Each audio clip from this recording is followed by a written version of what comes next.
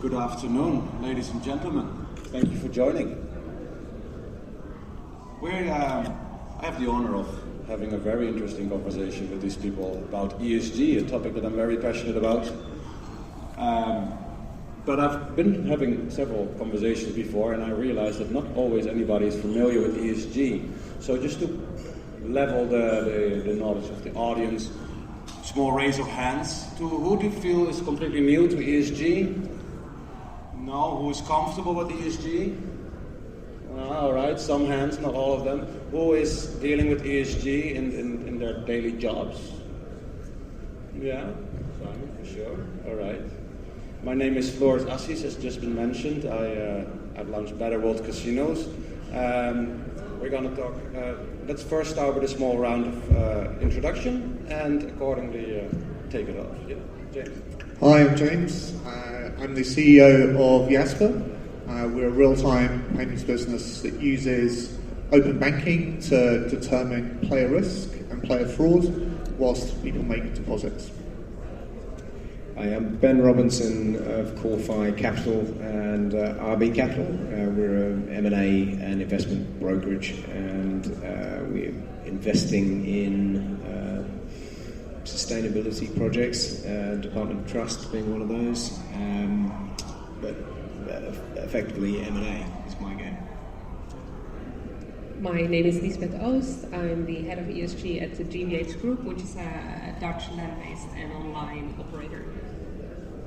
My name is Steve Myers. I'm co-founder of a thing called FinTel Sustain, the SG Sustainability Ratings company, and also practices consulting and advisory. Excellent. So, environment, sustainability, social and governance, and that in the context of merger acquisition and raising investment for a company in the gambling. Let's start with Ben. From an investor perspective, for which types of companies and which markets do you think is ESG most relevant in this context?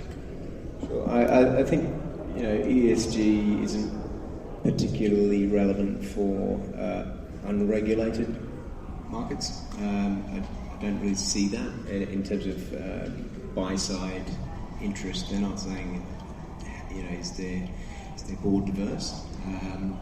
So it is typically the regulated side of our industry who are more focused on ESG and trying to balance a board and trying to do the right things. It's not to say that the unregulated market isn't trying to run sustainable operations and look after their clientele, but they are less incentivized to do so as there's no mandate as such.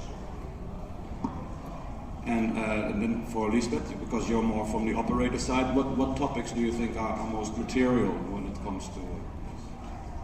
Yeah, so also to connect with your answer, I think we've seen ESG increasingly being important for companies. It was always really there, but now reporting requirements are coming up and we get much more questions and interest from all stakeholders. So previously, stakeholders might have been interested in revenue, what's the financial picture? And now it's like more, what's the purpose of the company, the longevity of the company. So it's sustainable is like more long-term thinking, as well as is the company or the organization aware of their non-financial risks? And there was the non-financial reporting directive already in place in the EU, and this is now being replaced with the Corporate Sustainability Reporting Directive, very long names, but this really puts some more implications on around 50,000 companies within the EU on reporting obligations. So it starts with knowing what are the most important topics under that ESG umbrella, which is so wide for your company. This can really mean something different from your company. So the EU gives you this whole range of topics, and you choose which are most important, where you can have an impact on, which you can have a financial impact on you. So first you need to analyze that. And then from there you can build out your strategy and implement initiatives. And every year when you publish that report, you reflect on the last year to see, have you improved, have you reached your goals?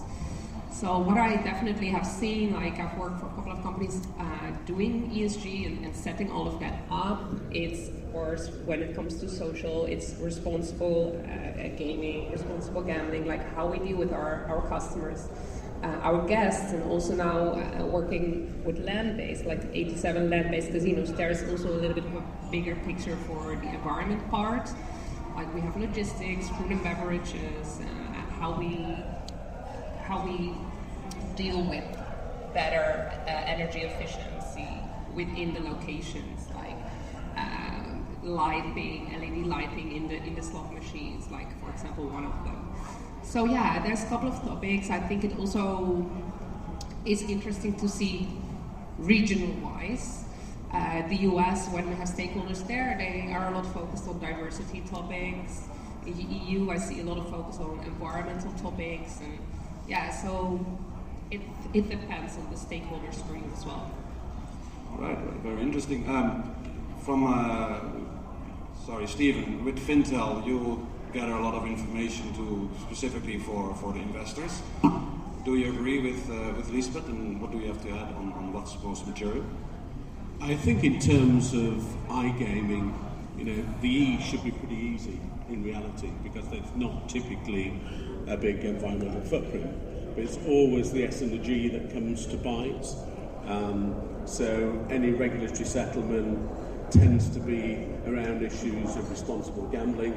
So, and that has a direct effect on valuation, share price. You see fluctuations in share price and company valuation overall. So, the S and the G, the governance part in particular, surrounding the responsible gambling piece is probably a sensitive area, an Achilles heel of the industry, and that's what tends to happen.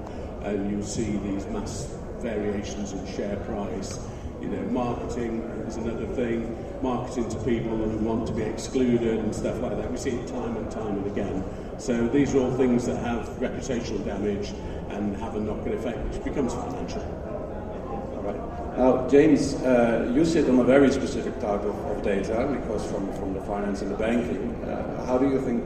What's your idea on the? So, I think using data responsibly in a sustainable, safer gaming context is really important. There's a lot of concern with what we're doing from consumers that we will serve that data onto operators. So, for example, when a player identifies with us, we can see all of their financial history.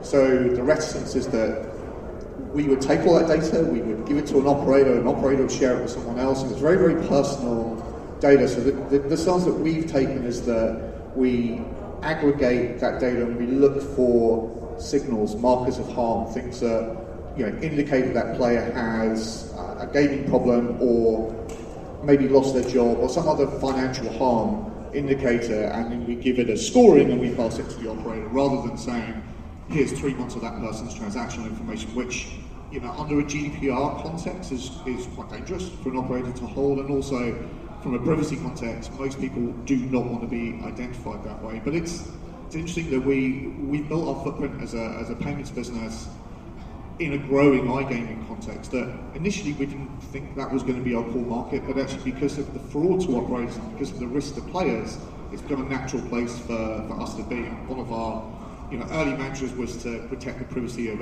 individuals' data. Now, when we've been raising money for investors, and we spoke to Ben a year ago, which I thought was quite ironic, people look at our book and they go, well, you deal a lot in gaming. So a lot of the venture funds we speak to kind of say an instant no. They go, what's your ESG policy? Because you're dealing with all these gaming companies. And yet, we've got the safer gaming product on the other side. And for those that don't know venture that well, typically venture funds have a vice clause. And the vice clause says no sex, no tobacco, no alcohol, no gambling. So we find ourselves up against that all the time, even though we're not a gambling firm proper, because we have a large gambling book. They find that unpalatable and it triggers a vice clause. So actually attracting investment despite having ESG at our core has been quite difficult in itself. Right. So back to Ben. Do you think, is it justified that there is so much the investors or merchant acquisition ESG is a risk, or Sorry, can you repeat the question? how do you is it justified that gambling is considered a risk for an investor or merchant? So yes, it is, as James pointed out, it's a vice industry, so it's more a reputational risk. But besides the reputation, what other risks are there for an investor? Well, I think the industry has an image problem, right? I mean, I'll give you an anecdote of this. I was meeting up with some people yesterday who were outside the industry, and they asked, what was I doing here? And I said, I'm speaking at an online gambling conference about ESG. And he laughed. For about a minute, he couldn't stop. He found it hilarious. So the fact that, the general public think that the online gambling industry is that nefarious, that they couldn't possibly position themselves in a good light with respect to ESG. That's a problem. So I think you have on one side you have regulation, which is there to try and primarily to protect vulnerable players, but let's face it, it's primarily there for tax. Now, what happens when a country starts to regulate and they start to over-regulate is that they push players out. You can no longer press auto spin. You need to wait 3 seconds before pressing the spin button again. Players want to play the way they've always played. So if you take these kind of draconian measures and really over-regulate, you are risking having your entire industry move to the black, or a substantial amount of it. So I think to foster sustainability and to increase the importance of ESG and these factors that investors look at, they will be concerned with ESG from a public perspective. I would say that in the US the tides are changing. Regulation has brought about a new wave of interested VCs and private equity firms. Because it's regulated, it's now no longer that taboo. So the money will start to flow. And yes, ESG will become an important part of assessing certain businesses, because it's still a taboo. Let's face it, it's still gambling, it's still a vice. So the best thing that the industry can do is be as ESG conscious as possible, and you've got the social and governance aspect, and having a diverse board and gender and race and cultural, that's important. But I don't see anybody out there who is carbon neutral. Is there? Is there a carbon neutral casino or? Yeah, if you look at their ESG reports, I can name you quite a few, especially on the like Kindred, Betson, and Entain. I think they all heavily They should focus. probably push it a little bit more. Yeah, but it's like what you're saying, it's like maybe low-hanging fruit. You don't want to over-focus on the environment, which can be maybe seen that you overshadow your social obligations. So I think there's a lot of being like greenwashing talks around, and especially like what we say, like we're dealing with a bit of a moral criticism, like maybe you're one step behind. You want to be really sure like what you bring out is sincere, and you may be already a few steps ahead to counter that criticism. But it has led to more like a greenwashing as well. So this has been people or companies are being a little bit afraid to show what they're doing in the iGaming industry because of the fact that they cannot do it right, or maybe they have that feeling. Is there that much of a problem in our industry, the regulated industry, with a lack of ESG? No, I don't think so. I'm not saying that that's how I would approach it, but I think now with more regulation and mandatory reporting, there will be more thought into how do we communicate this externally, and we will see much more companies trying to showcase that, because this is now expected. And something else I wanted to mention here, because you really look from an investor stakeholders perspective. I'm also a judge, for the awards, and particularly sustainability tends to be one that is given to me regularly. So I see the presentations from Unibet, Betson, and the other operators who have a focus on it. Yeah. And they're using AI. They are really going to extraordinary lengths to try to do the right thing by those customers. And I think the regulated space is where this will flourish.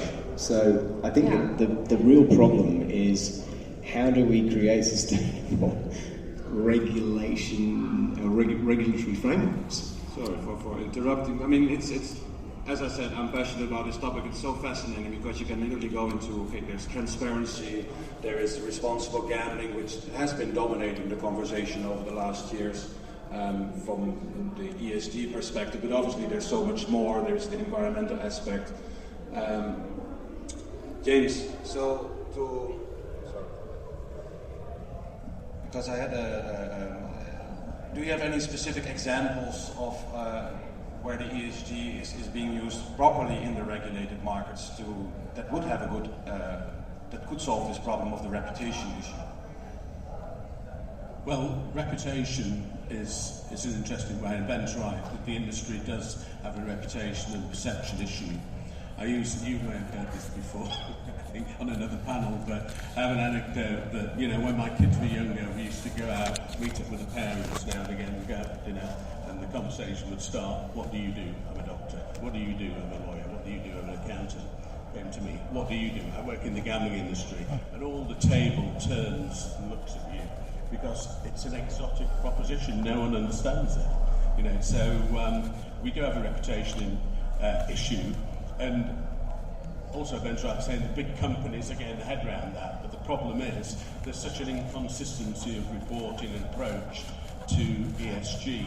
We don't refer to it particularly as ESG, we tend to call it the sector Sustainability Plus, because there's other things that need to go into it, because the actions of ESG need to look at both operational and performance issues as well, because that really is the true measure in terms of seeing how you can grow sustainably after that. So,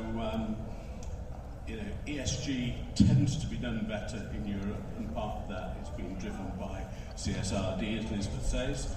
But in the US, it's a more defined, regulated market and easier than looking at Europe in its entirety as such. So you do have a properly regulated market that's easier to measure and look at. And despite all the negative press that's happened, particularly in the south of America, in terms of Democrat, Republican political arguments in ESG, they're still doing a lot of the stuff pretty well. So, and you can actually measure that quite well. So our data points pick up a lot of that stuff. What I always feel with the iGaming, coming back on the reputation, is that there's, especially for the people who are not in the working industry or not players, is that there's a bit of misunderstanding that gambling is entertainment. And while a lot of people might see it as just a way of earning money. So, and transparency is, I think, it's also what we're trying to do with our platform, is essential in trying to get more consensus on what it is actually about, and that most of the players enjoying it responsibly. So how do we get this transparency? Again, it's what we mentioned earlier, but what are the topics? We have the responsible gaming, we can use data there. What other tools are there that are material that we can use in order to have this conversation with the investor, either from immersion or from raising investment, and say like, okay, no, this is something that is not bad for your reputation because it is entertainment, just like Netflix is entertainment, for example. What are your thoughts on that, James? I mean, I'm a casual gambler. I watch the motorsports at the weekend. I chuck a tenner on, and a lot of people I know do similar things in similar sports, and that's sustainable and a large part of many operators' books. But also, you've got VIPs that like spending more, but they have more money, and their equivalence is exactly the same as mine, and it's casual.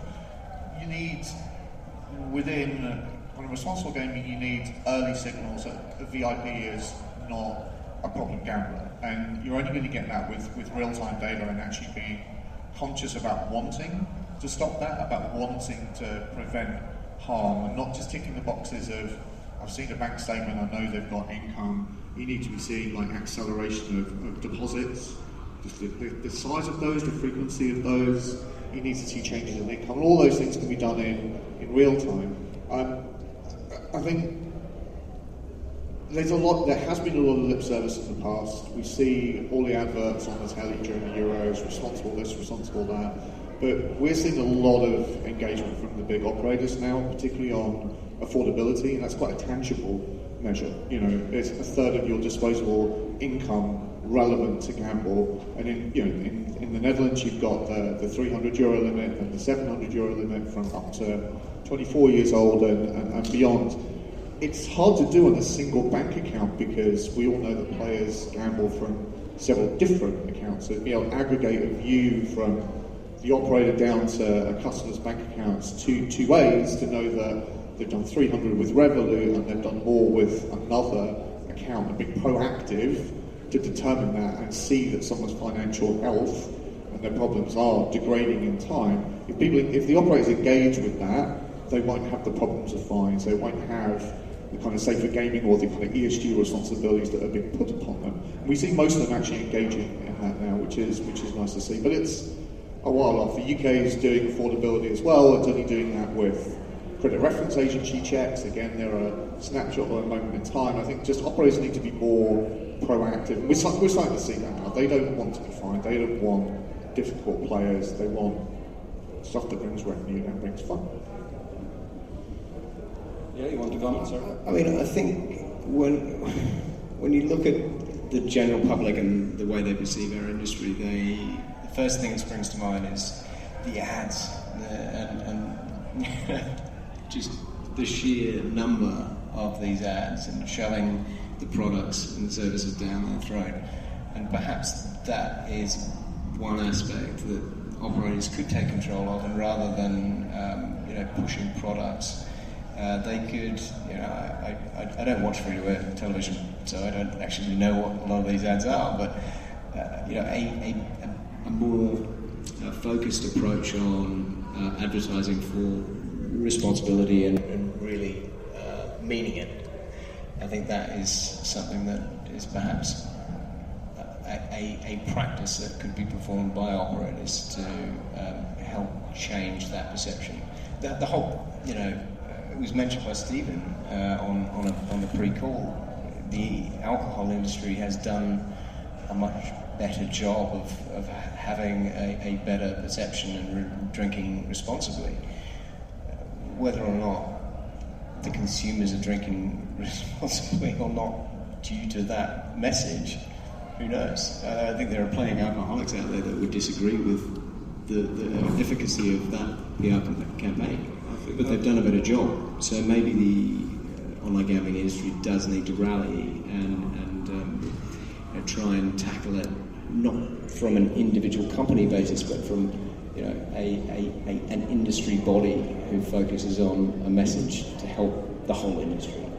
Yeah, I think you see that in part with some of the trade organisations. Some are better than others. But just to Ben's point, some of the other sectors are able to have a lower cost of capital because of the perception, reputation issues. We think with the data we've seen that industries, the gaming industry is probably paying a premium of 2.5% to 4%. So if you want to get behind a cause, start changing that, then that would be, irrespective of what people's individual views are of ESG, that would be a good point to start in many ways. And if that's what it takes as a catalyst to drive it, then I think that's an important thing to happen. We've seen various things in the industry, such as Flutter move into the US because they're going to have a wider pool of investors, more liquidity, etc. The consolidation that's happening in the industry is going to continue, and I think it's important for the SMEs to think about, if they want an exit, they want a better valuation, they want better multiples, they want to be more attractive to the big companies and get the best bang for buck, then they need to be looking at doing these things right, so that the due diligence process is less onerous and there's less liability and risk moving forward. So that's also maybe the elephant in the room. Money needs to be made, and the more money that is being made from a player, the higher the risk of problem gambling. Now, you're all in your position, you discuss these topics with C-level. I mean, those are the ones eventually need to get on board and implement the measures. how is it being received, and how do you have these conversations? Because a lot of them are probably more conservative, like, no, business is massively to be made, and we focus on compliance, but maybe to reduce risk, it's to incorporate ESG more from a corporate culture, and in that way, I think companies could prevent certain issues or be ahead of regulations. So, how are these conversations being done? I mean, regulation is always welcome. For us as a fintech, working the bounds of regulation is appealing because it's a moat at the end of the day. It's harder to do things in a regulatory context, and I think the UK operators feel the same way. They've got a moat around them. It's hard to get traction. UK is like another Bet365, just the impetus they've got in market. But they're having mature conversations because they want to protect their moats. They do want to do the right thing. It's ironic that when we're fintech, you see the growth in the UK, London is second moving to America. We struggle to raise capital over here, like I said, because of all that. With America, no problem at all. America sees the opportunity, sees a regulated market, and that's changed so much from when I was at Sportingbet in 2008, and they were driving buses around between the Super Bowls and all the nefarious stuff that happened there. The perception has changed 100%, 180 degrees round, that this is a mature, sensible industry that accepts regulations, have to comply with it, and will work towards it. So we still see like a very different opinion from big operators to the US to smaller parties across Europe. I think the appetite's there. Let's just not get cynical about it. Just to add, it's we're talking a lot about from the investor point of view, but for investors it's very important, like what kind of people work for the company, and ESG has a very important impact on recruitment, on the culture of your company. Like as you rightly said, ESG is a culture, it needs to be carried throughout. It's not just me or my department who's making the report and whatever, working with marketing to show that. It needs to be carried, it comes from within. So the person who develops the product, the person on compliance, the person on your product team, from the compliance department. Like there's so many things throughout the whole organization that can be more sustainable and have that more into your DNA as a company, and that will help you as well to recruit better talent. Because talent in the industry is just difficult to recruit, and talent has alternatives, they probably have options, so they will look at the ESG commitment and the outcome of a company. So I think this should be a really important factor for serious companies that want to grow in regulated markets to attract the right people. I think in the UK you've also seen a couple of landmark things happen. There's been a couple of really big fines in the last couple of years that have actually changed the behaviour of some of those companies. So suddenly their ESG performance has become much better. The issue is that when you're dealing with a regulator, they can be a lot better than they were 2 years ago. It takes that amount of time sometimes for them to announce the result of an investigation. So when it's first announced, the share price dips. When they actually give you the fine, the share price dips, despite the fact it's taken 2 years to get to that position. So we have seen a number of companies that started doing ESG and sustainability things much, much better as a result of that. So we're reaching the end already. Maybe there might be some questions from the audience later. To sum it up, so mainly, in Ben's words, mainly regulated markets. For unregulated markets, it's less interesting because they need to comply. They don't have any issue with compliance. It's responsible gambling has been the main focus. We need transparency. Looking forward. Either to if you have a business and you want to be acquired, what are the reporting? Sorry for losing my words here. What are the indicators for general progress when it comes to working at ESG? Sorry, James. Shall I go to me? Yeah. I think some of the KPIs are really around player risk is probably the first and foremost one. Secondly, your commitment to sustainability as a whole. And like we said, transparency, the whole notion of putting ads out there saying responsible gaming and not really believing in it, I hope that changes a little bit. Ben, last thoughts? My last thought is, if you're a company looking to raise capital and you have high aspirations, then ESG has to be part of the strategy employed from the start to attract proper money. How you do that? Well, Elizabeth summed it up at the beginning quite well, so I won't go over that again. Yeah, I think the last comment, I don't think anybody can say ESG doesn't apply to me, since it has so many factors along on a big range, like governance, it really helps your organization to be more efficient, and also it would be wise to think from an early age on what your purpose is in the company of the future. You might not be having all those licenses right now, but if you want to deal with more licensed companies or want to be bought in the future, they will look at the governance of your past, because that can be a reputational risk or any kind of risk for that company to get you on board. So, and then we have the recruitment part and other things. But yeah, along the way, especially for example, a company operating in the Netherlands, where I think the ESG teams will grow massively when it comes to communicating and acting and getting that holistically as a company's purpose or vision. So yeah, for me, this is something that I will see growing a lot. I think we see a lack of consistency and transparency in reporting.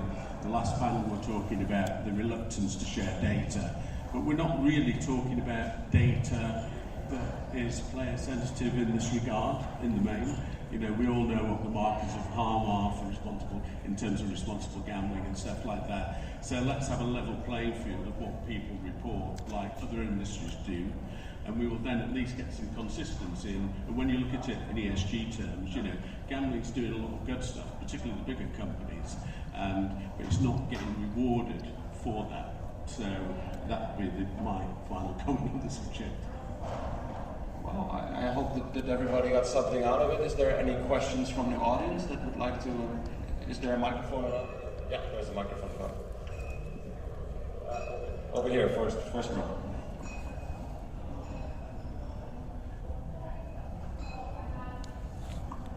Thank you. Thanks. Excellent panel. It is really wonderful to hear all of those views. A lot of questions I could ask. I'm a lifetime non-TV owner myself. You talked about reputation, transparency, tokenism, pushing people towards the black market. I look at PR. You look at the National Lottery and how they've done so well with their perception because they offer things to charitable causes. I'm a journalist brought into this industry only 3 months ago. I knew nothing about it, never gambled in my life. And just hearing what you're saying now, I'd say that the industry turns its back on ESG at their peril, really. But they also need to engage more with journalists and to be transparent and to have a voice and to talk and say how they are tackling this and how they are approaching it. And I've spoken to James earlier about this. Would you agree with that? Are you relaying this kind of thing to the industry? Do you meet with regulators and put these points that you've made here today to them? We speak to the GC on a regular basis, particularly around becoming affordability. Part of being a young company means I have to talk a lot, and I do talk a lot, which means I'm on podcasts all the time, and I'm completely transparent that we're in this industry, we believe in it, we're doing the right thing by it.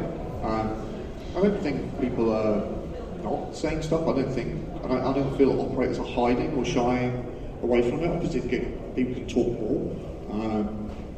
But yeah, the changes in regulation, certainly on the Dutch side, drove more people to be problem gamblers because of the abundance of advertising. And that's just as power law, right? If you market something more, people are going to do more. That doesn't mean that the operator should be doing anything different to what they're doing already. But a common voice as kind of gamblers as noted might be kind of helpful in the market. There's plenty of lobbying going on, from industry bodies. I'm aware of a lot of bodies in the Netherlands, but let's face it, the media wants to report what the media feels is probably going to get the most, the best reception from their readers. And readers don't want to be told the gambling industry, they're doing the right thing, because that's not the media, right?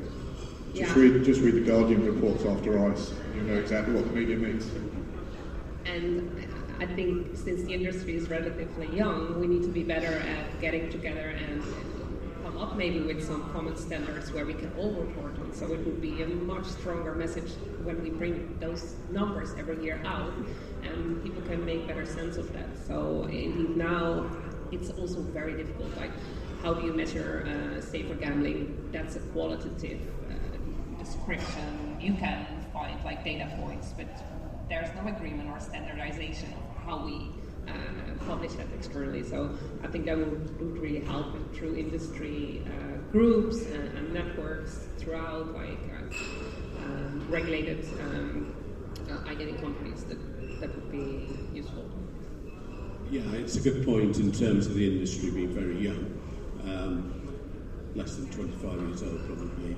It's taken the alcohol industry about 25 years to get to the position they're in now. There's an old adage saying that there are no votes in gambling, and I think what you see politicians don't want to know. They typically want to wash their hands of it. Not so much in the US, where some of them are actually being promoted by some of the companies, but typically in Europe it's a pretty tricky subject in terms of that. And it all comes down to the sort of mystique and exotic thing of gambling. I think we're spot on time. So thank you very much for also for making this now easy for me. We had a great conversation, and hope you got something out of it.